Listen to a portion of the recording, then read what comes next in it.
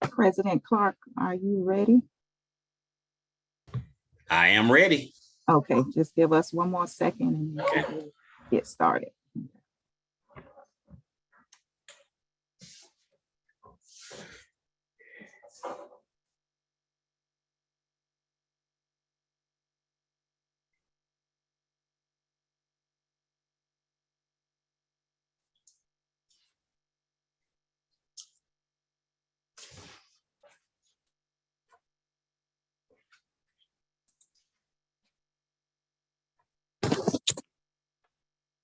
Okay, President Clark, you can get started. Okay. I will follow up behind you. Thank you, Okay. everyone, for joining this evening. Okay. Thank you. Thank you, Madam Chair. And good evening, Rattler Nation. Tonight starts a very, very important time within our Great Alumni Association. We're in the season where it is time to elect the next team of leaders that would move this association forward. And I want to thank Joy Davis and the entire nominating committee, who's been recently tasked to put on this candidates forum as well. Job well done, first of all, to the committee, and thank you for all you do. Tonight, you'll have our presidential candidates, which Joel will take you through. And so all of these candidates are well qualified. They're ready to go, very knowledgeable about our great alumni association. And so on behalf of the executive board, the entire National Alumni Association, I present to you tonight's presidential forum. I'll yield the floor to you, Joy, to move forward. Thank you. Thank you again, President Clark, and thank you to my nominating committee members who have stuck with me through this time as we have certified the candidates, and now we're at our first ever virtual candidates forum. Again, I am Joy Davies. I am the nominating committee chairman. I'm also the president of the Pearls of the Hill chapter, and I'm also the treasurer of the South Pinellas St. Petersburg chapter. I'm going to give a brief overview of what we're going to have tonight, and then I'm going to introduce our moderator. I have a special guest moderator because it's only the best, and you know, as FAMUans, we do the most. So I have brought you the best and the brightest moderator for tonight, our guest. And then we will have closing remarks from President Clark. So for those of you all who are in the audience, and thank you for joining, if you are familiar with the Zoom, we have intentionally removed a number of the features so that we can definitely hear from our candidates and you can see what their agendas are as we move along this election process. This forum is being recorded and it will be available on all of the NAA's official social media sites. We know you are here, so we know that you are engaged. So tonight we have 3 candidates for the office of president. So let me give you the qualifications and the duties. As President Clark has stated, all of these candidates are highly qualified. But the qualifications for the office of president is that they must be an active, dues-paying alumni member of the association for the current year and the past 2 years. They should have attended and registered at 2 national meetings the past 2 years, be a strong leader, willing to work diligently for the membership and the university, have a working knowledge of Robert's Rules of Order, parliamentary procedures, the association's constitution and bylaws, and policies and procedures for the association. They should exhibit the spirit of teamwork and cooperation, and they're willing to serve until their term expires. And of course, being an ardent supporter of the university and the association. So their duties are to preside at all national meetings, chair the executive board meetings, appoint standing and special committees, or persons as provided in the Constitution, serves as one of the authorized signers on all checks and drafts, except payments made to oneself, serves on the foundation board of the university, representing the association, serves on interviewing committees of the university, representing the association, serves as a member of the reunion committee, reviews contracts with the general counsel, makes parliamentary rulings upon advice from the parliamentarian, performs governmental relations through activities that influence legislation and impacts the university, and performs ceremonial duties at graduations and homecoming, and serves as keynote speaker for chapter and alumni events. Now we know that's what it says officially, but they do a lot of things unofficially as well. So it's a lot of more of duties that the president does. So let me introduce our candidates in alphabetical order. We have Curtis E. Johnson, who is currently our Sergeant at Arms. He is a life member and is in the St. Lucie County chapter. He has served on committees, National Executive Board, and as well as national committees. Mr. Johnson, can you please wave? Next, we have James Moran Jr. His current position on this executive board is first vice president. He is also a life member, and he is a member of the Leon County chapter. We know he has served as an officer on chapter committees, national committees, and of course, the National Executive Board. Mr. Moran, please wave your hand. And last but currently not least, we have Mary Smith. She is currently our third vice president. She is also a life member, and she is representing Broward, the county chapter.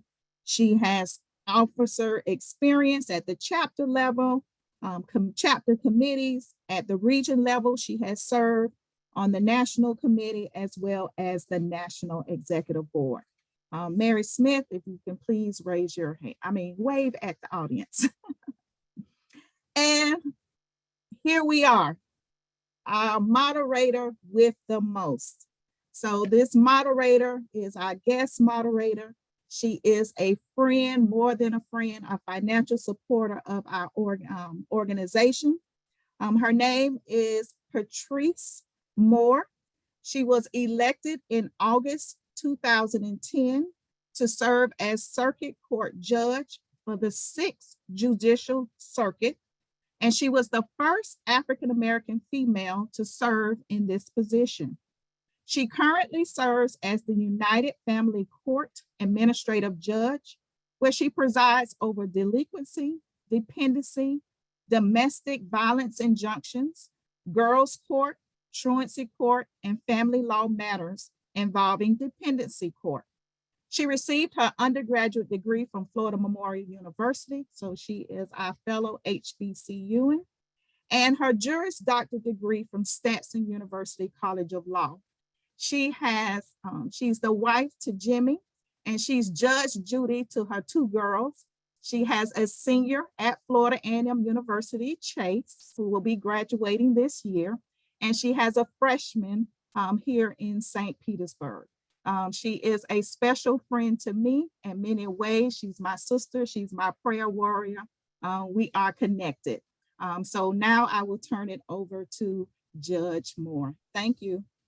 Good evening, and thank you for that wonderful welcome. I am so privileged and honored to be the moderator for this evening. This is a very special event, and thank you for each of the candidates for wanting to lead. It is easier said than done. So good luck to you all. The ground rules for this evening have been reviewed in advance by our candidates.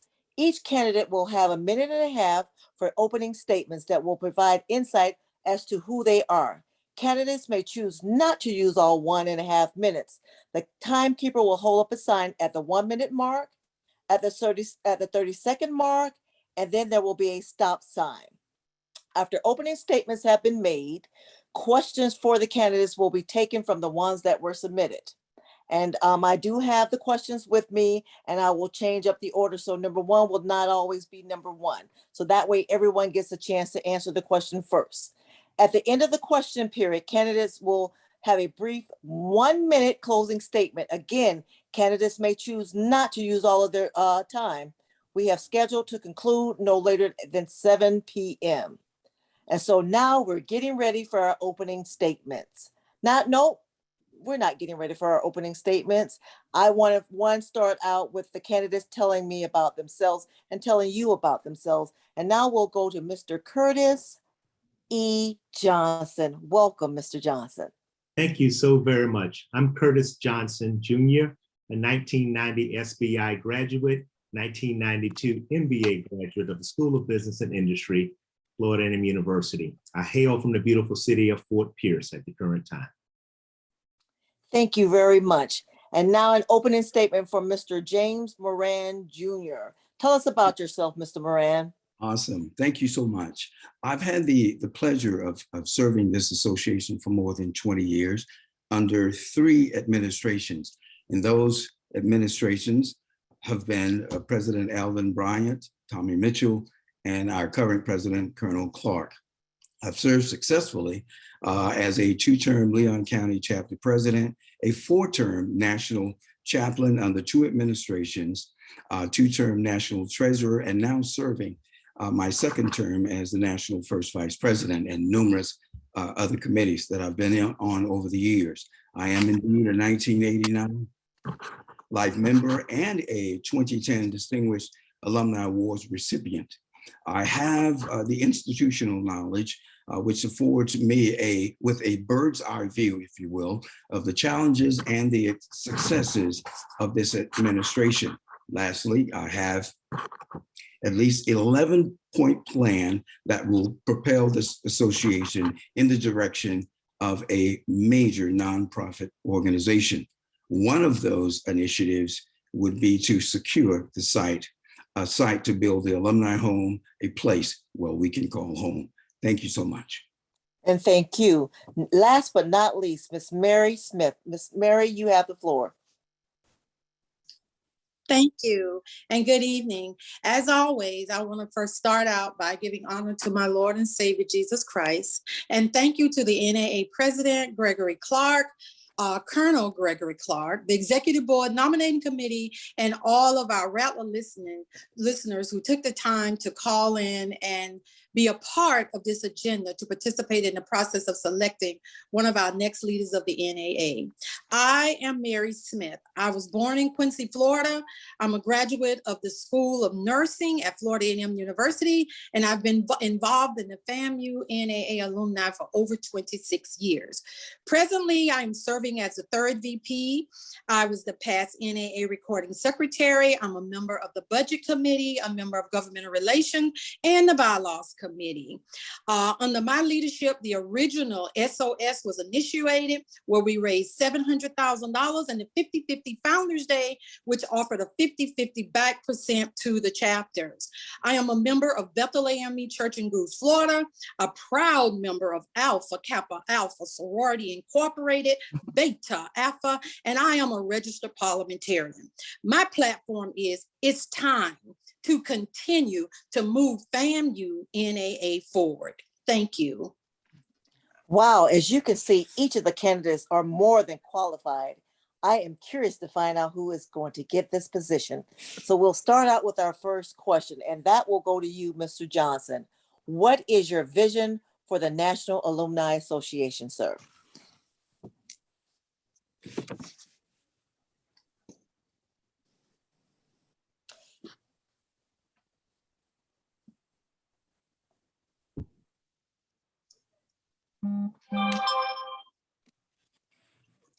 We will give him a chance to get his audio together. Madam Timekeeper, if you would not start his clock until he's ready.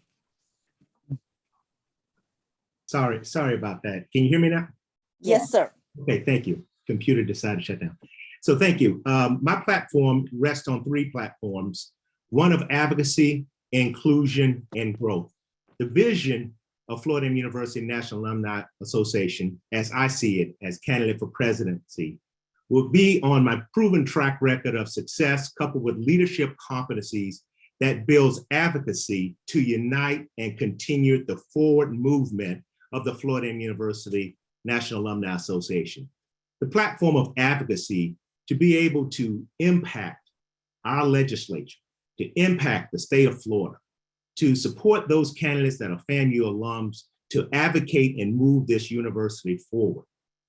The ability to be an inclusive leader, one that listens to not only the executive board, but the entire platform and entire body of alumni, to make sure that we're being heard and make sure they're being heard and giving them the platforms to engage and enhance our communications going forward. And lastly, but not least, we must grow the Alumni Association. Our current numbers, while are good, need to be great. We need to exceed 10,000 people that are active dues-paying members in the National Alumni Association. And by doing that, it not only galvanizes the growth of the university, it provides a much larger platform for advocacy to leverage for our university. Thank you very much. Ms. Smith, what is your vision for the National Alumni Association? Ms. Smith, you're talking, you're still muted, so we will start the clock back over. I've devised a plan that is called "It's Time." It's time to continue to move the FAMU Alumni, National Alumni Association forward.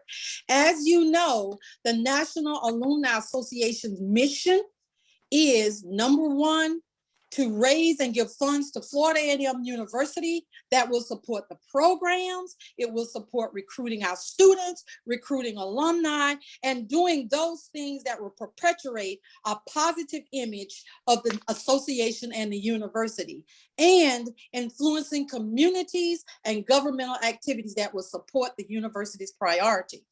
Putting that all together, my platform is time, T-I-M-E. There's only 24 hours in a day, and I'm willing to work around the clock to make sure it propels the university forward. And if I have a little bit more time a little bit later, I will explain what each of those entities of T-I-M-E means. Thank you. And thank you. Each of you have great visions. The next question will start with candidate number 3, and that will be you, Ms. Mary. What process will be instituted to disseminate information shared at the National Convention to all dues paying members, including but not limited to personnel changes, budgets, and any disciplinary actions taken by or applied to board members? That's a very good question, and is really a good one, because in my time platform, that goes into communication.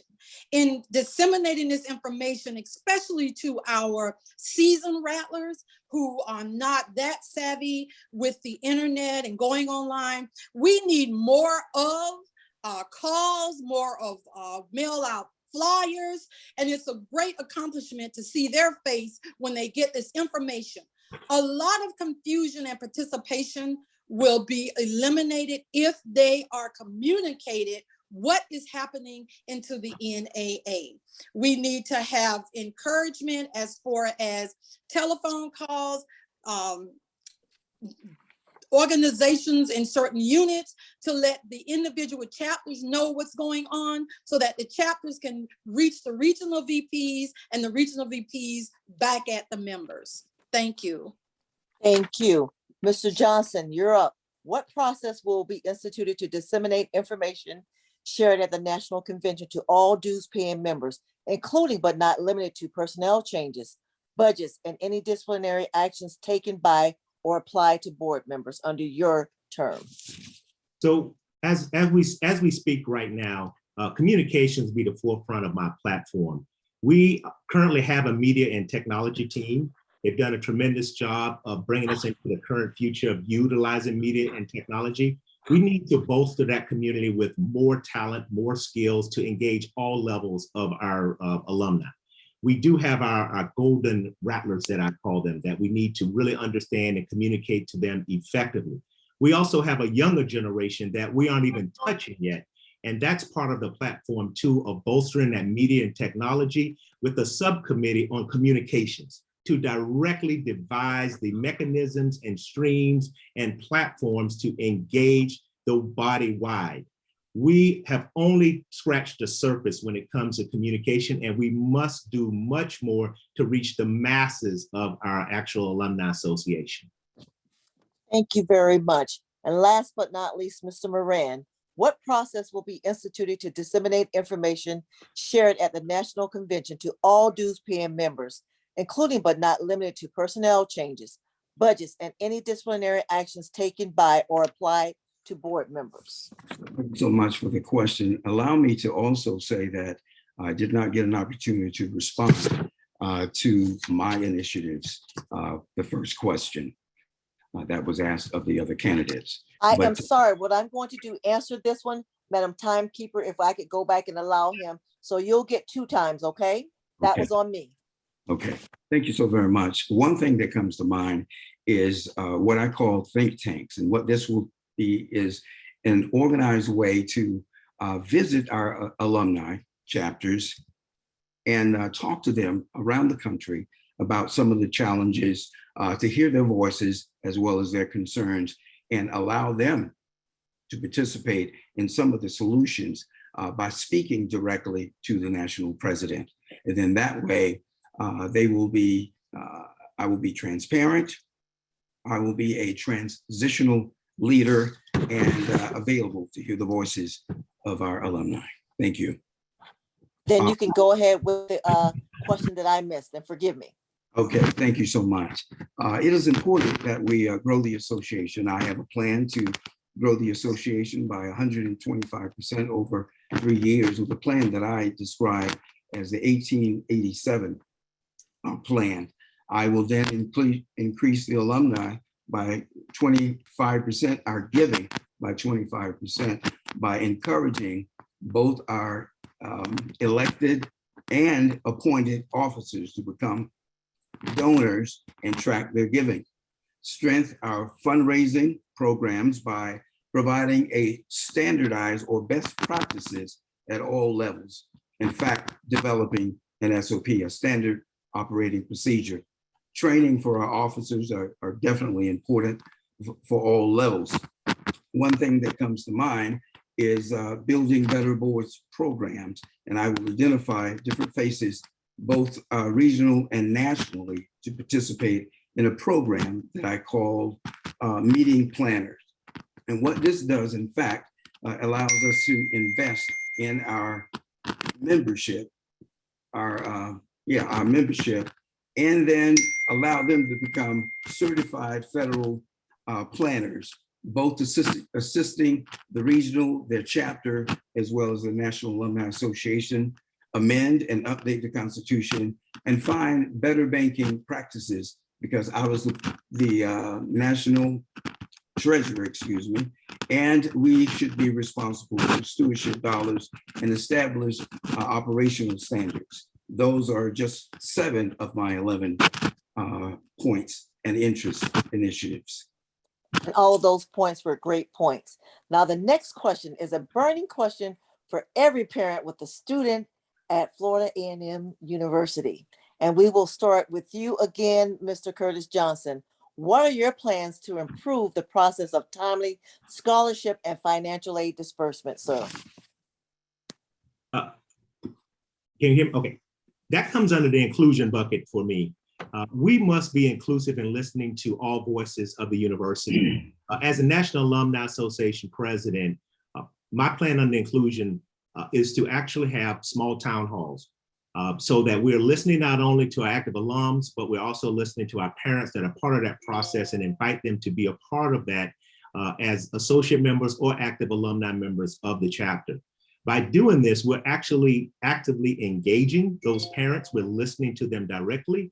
And more importantly, as we advocate and include the growth of the university, we must transform and communicate with those on campus to relay the points that are being received and help those parents navigate these tough waters.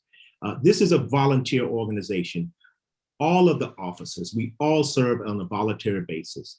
Time is limited, but this duty calls. This is something that we must do. We must answer the bell of the students, because they will one day become us as alums of this university, and we want them to. That's the pivotal creation of success.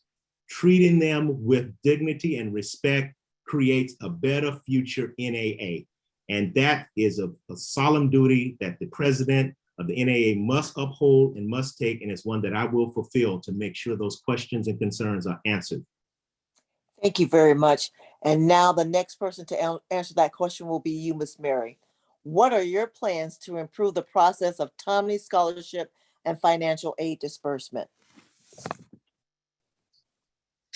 In working and seeing this and speaking with, as the fundraising chair, I've spoken to many chapter presidents, I've spoken to many parents, and there is an issue here.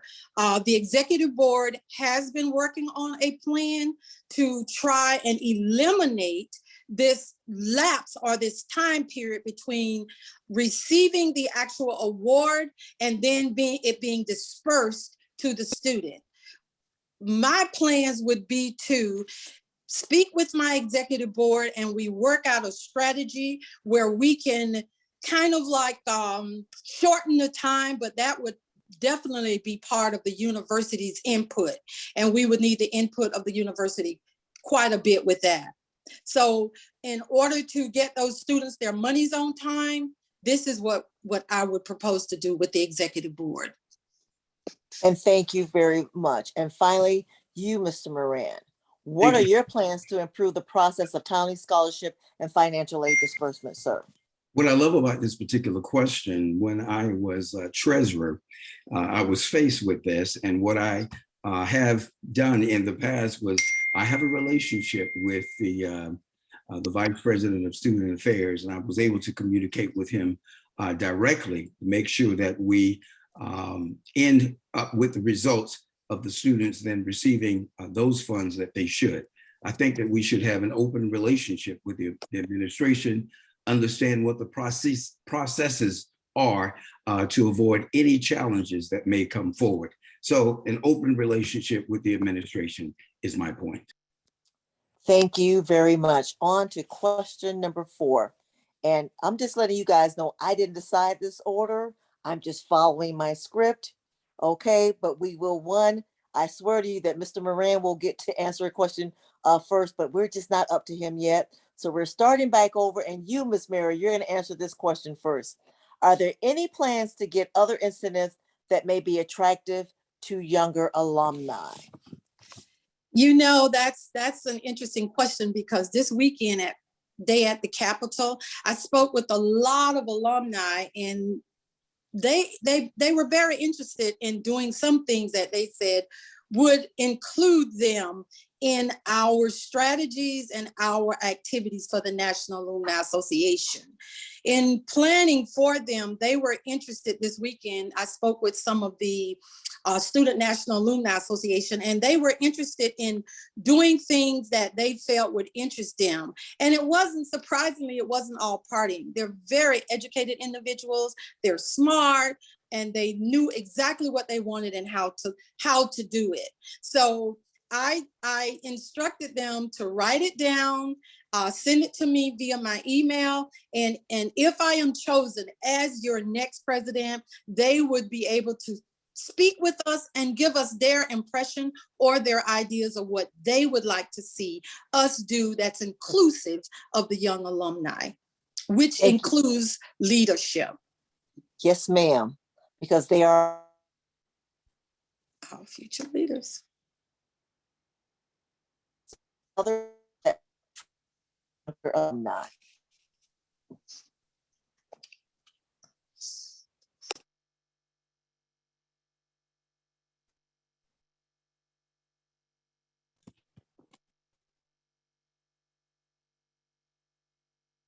Is the moderator there? Mr. Moran? Okay, she's ready. Okay, Mr. Moran, the question was for you. To get incidents maybe attractive. I could barely hear the question. Let me give it to you. Again, this question is for Dr. Moran. It is, what are you currently doing to increase the number of younger alumni joining the National Alumni Association? Thank you so much for that question. It's a very exciting question. As an instructor in the College of Pharmacy and Pharmaceutical Sciences at FAMU, I'm always engaged with our young students or graduates, if you will.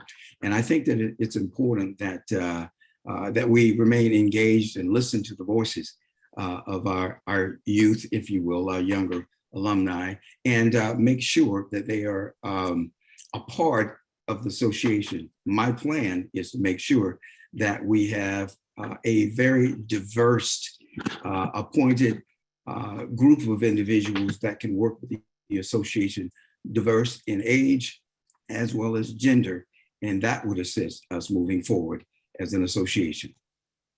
Thank you very much, Mr. Johnson. You do have the floor, and I'll repeat the question. And it's different than the one that Ms. Davies stated, but it says, are there any plans to get other incentives that may be attractive to younger alumni? Yes. Under my plan of inclusion is a particular point of doing small town hall meetings. I've had several conversations with young, influential FAMU rattlers, many of whom are inactive. many of whom do not understand the process of the NAA or the value of being a member of the NAA. We must answer and we must communicate to this audience of young alums to make sure they understand, number one, the value of being a part of a National Alumni Association, and understand what advocacy, inclusion, and growth means in their participation with the National Alumni Association. After much discussion with a lot of them, a lot of what they want for the university is within the National Alumni Association, or we've already begun to add that. So we must communicate that effectively. And part of my plan is to bolster a communication team that would be tasked with making sure we're talking to all aspects of our National Alumni Association, our golden rattlers, as well as our rattlers that have just walked across the stage, to make sure we're engaging and communicating to them and including them in plans moving forward to be the future of the NAA. Okay, thank you very much. Now, Ms. Davies read the wrong question. And so I'm going to go back now to question 5. So you guys already heard the question, but we're going to start with you, Mr. Moran, because you've answered it, but you're going to answer it again, because your question is, what are you currently doing to increase the number of younger alumni joining NAA? Thank you so much for that question again. To add to that, one thing that I wanted to add, that training is important to our young alumni. Matter of fact, one of them I've encouraged to become a meeting planner.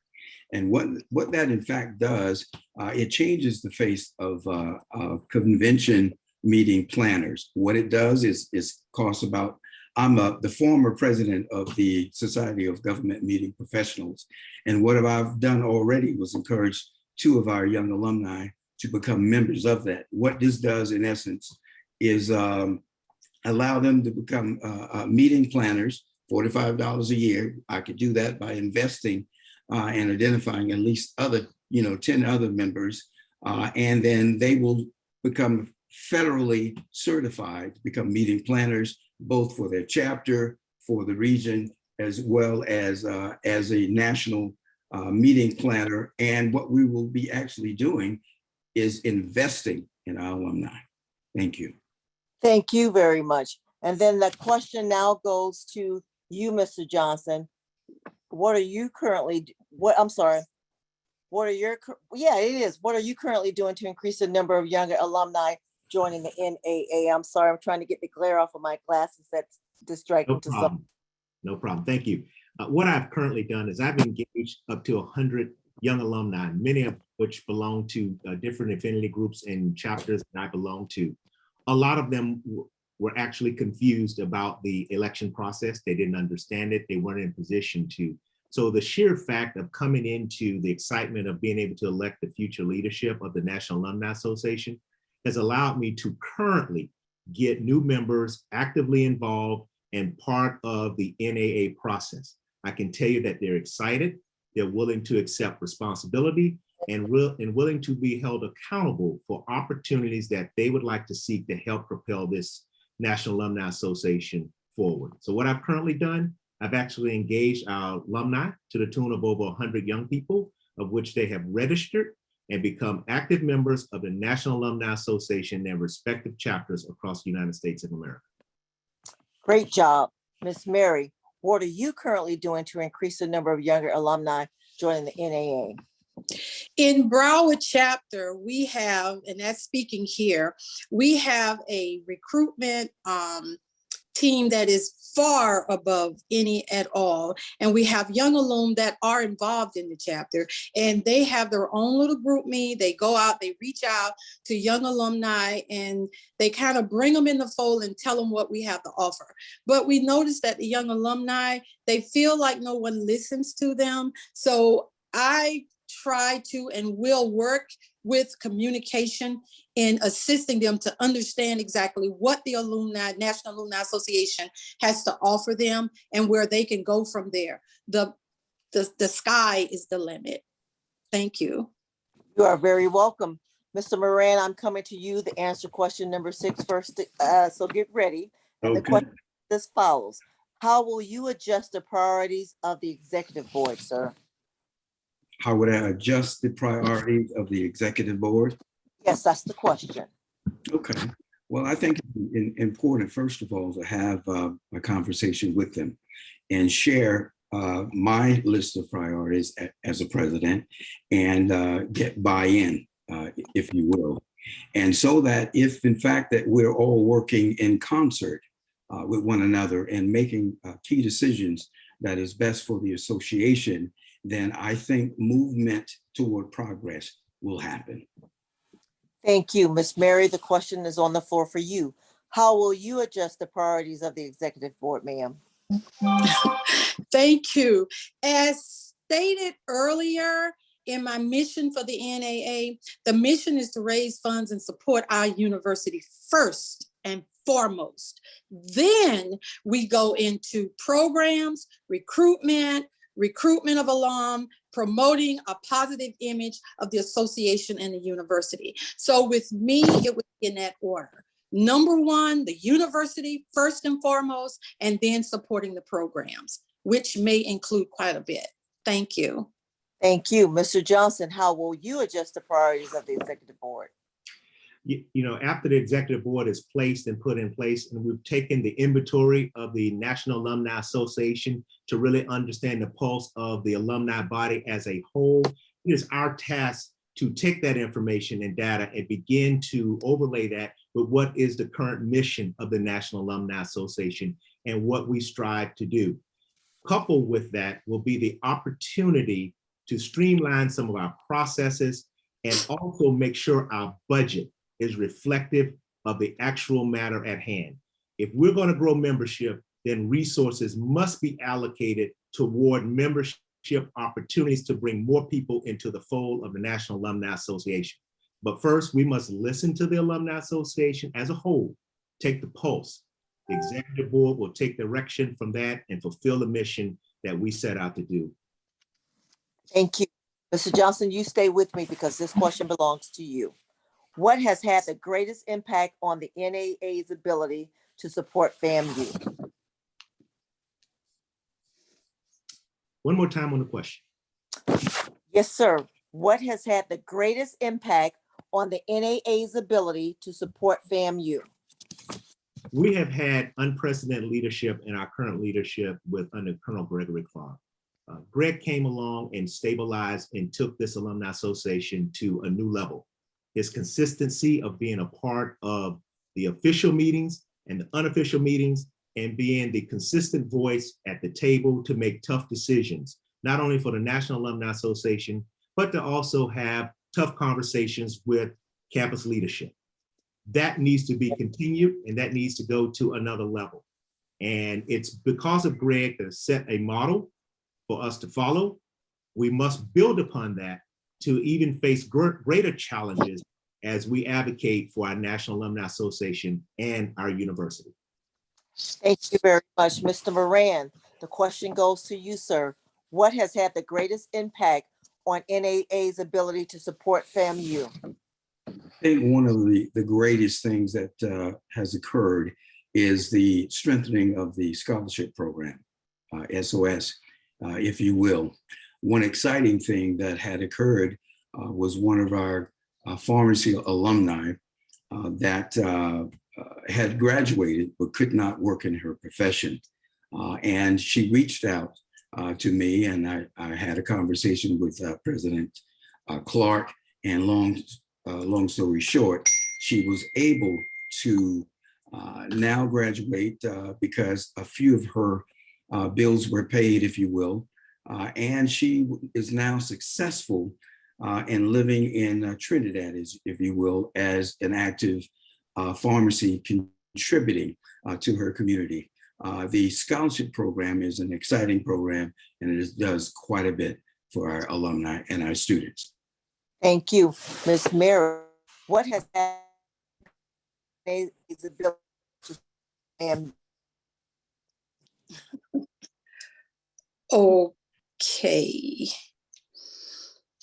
Okay.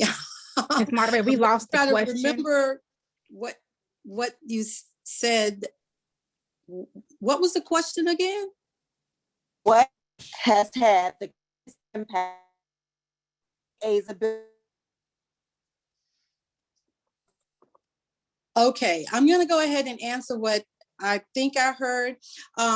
With me, the greatest impact was, as mentioned earlier, SOS.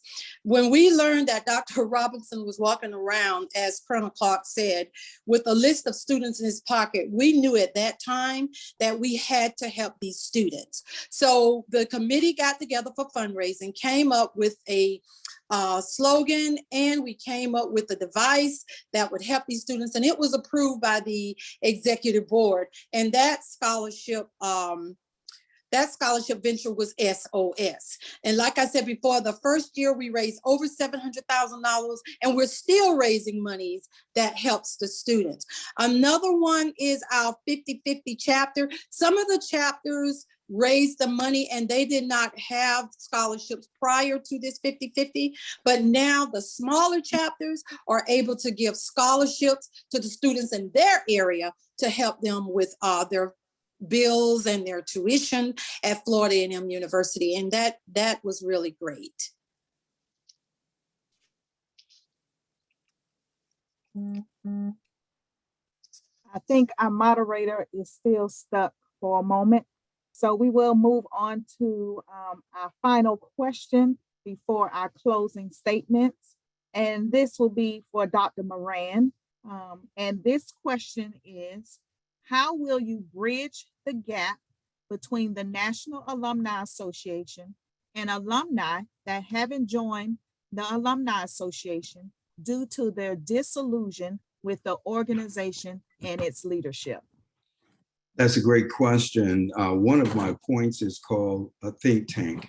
And what that does is allow me to visit the regions as well as chapters to find out what issues that they're having, as you just stated. And along with that, I would pair that with my 1887 plan to reclaim and retain many of the members of the association. First of all, they need to be heard, respected, and then provide for them an opportunity to join the membership. The 1887 plan is $18.87 for members that have not been active in the association for more than 3 years. Of course, this would allow for the approval of the chapters and the region to waive their fees, but what it does, in fact, is it bring growth and allow them to become active. Thank you. Thank you very much. Mr. Johnson, you are on for the same question, and it is, how will you bridge the gap between the National Alumni Association and alumni that haven't joined the association due to their disillusion with the organization and its leadership? Thank you. I talked about it earlier of having small town halls nationally a couple times a year. I would also work very closely with the regional vice presidents. A lot of the work that must be done, will be filtered throughout our regional vice presidents. They are great elected officials that have great command.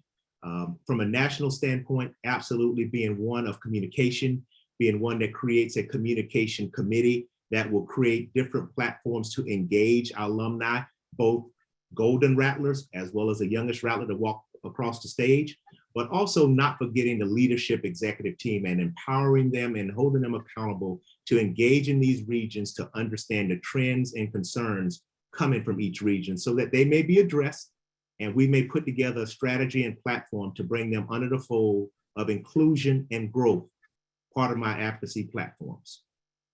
All righty, thank you very much. All right, Mrs. Smith, you're on the same question.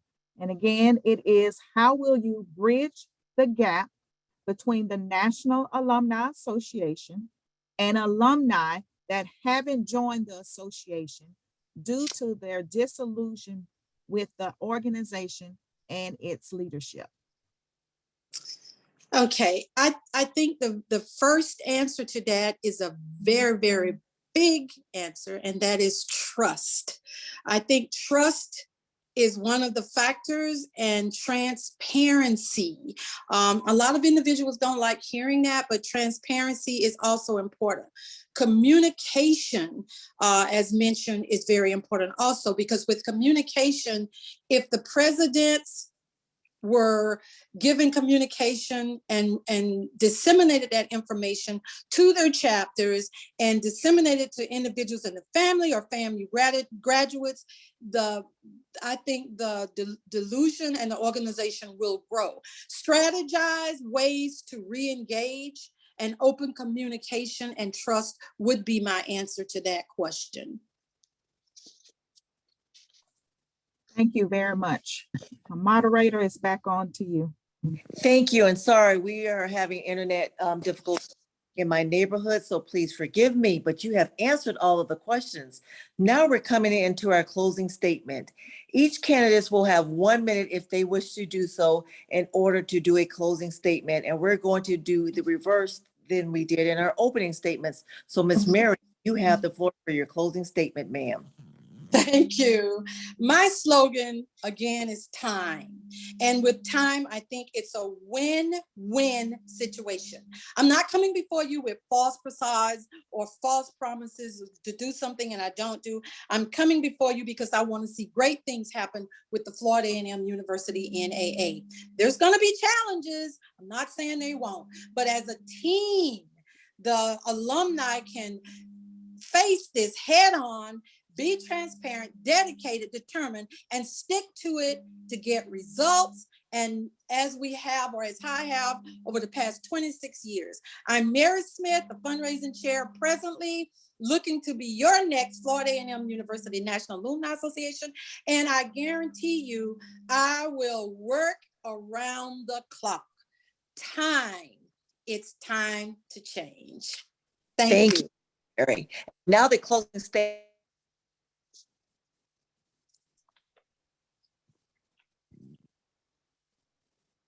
Now we're going to have the closing statement from Mr. Curtis Johnson. I'm Curtis Johnson, and I'm asking for your vote to be the next National Alumni Association president. I have a proven track record of success, leadership success, starting on the campus of Florida A&M University to the corporate boardrooms, back now to my city right here in Fort Pierce, where I'm currently a leader of this community. Couple that with the leadership competency that builds advocacy to unite and continue to move the National Alumni Association forward. This is why I'm running. This is what I stand for. My platform is advocacy, inclusion, and growth. Vote Curtis Johnson, National Alumni Association President. Thank you very much for your time this evening. You're welcome. And now the closing statement for Mr. James Moran, Jr. You have the floor, sir. Thank you. Service to this association has been very rewarding for me. It is my hope to continue this level of service as your next national president. I look forward to many more forums like this with chapters and even regions. My leadership is strong. It has been, I've been here for more than 20 years. I'm sorry, I've served more than 20 years, both at Florida A&M University and our local community. I am one of the only non-lawyers with the Florida Bar Arbitration and Mediation Committee.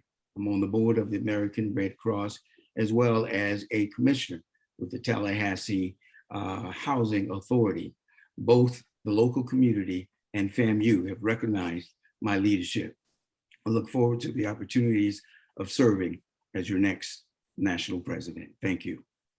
And thank you, candidates. I can assure you that the future of the National Alumni Association is bright.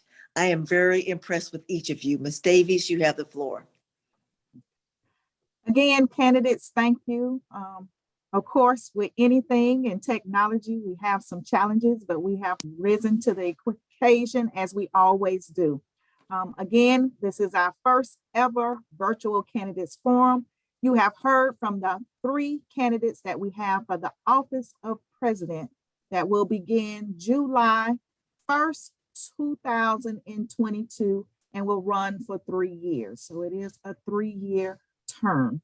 So now I will turn it over to President Clark for closing remarks to close us on out. Thank Okay. you. Thank you, Madam Chair. Again, good job well done by this committee. Thank you to the moderator. Job well done tonight. I think the questions were very informative. I think all candidates answered them to the best of their ability. And this kicks off our election season officially.